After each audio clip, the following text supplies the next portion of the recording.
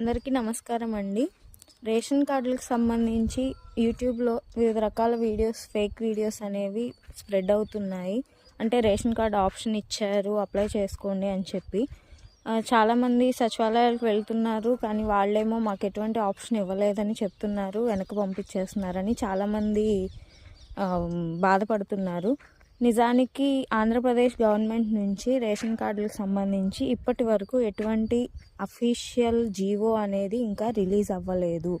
అంటే కొత్తగా ration card apply చేసుకోవడానికి కానీ, యాడ్ చేసుకోవడానికి కానీ, సభ్యుల్ని డిలీట్ చేయడానికి కానీ, స్ప్లిట్ అవ్వడానికి కానీ, ఇలా ఎటువంటి రేషన్ కార్డుకి సంబంధించిన అఫీషియల్ ఇన్ఫర్మేషన్ అనేది మనకి గవర్నమెంట్ నుంచి ఇంకా రిలీజ్ అవ్వలేదు. కాబట్టి ప్రజలందరూ దీన్ని గమనించి ఆప్షన్ ఇచ్చే వరకు వెయిట్ చేయండి.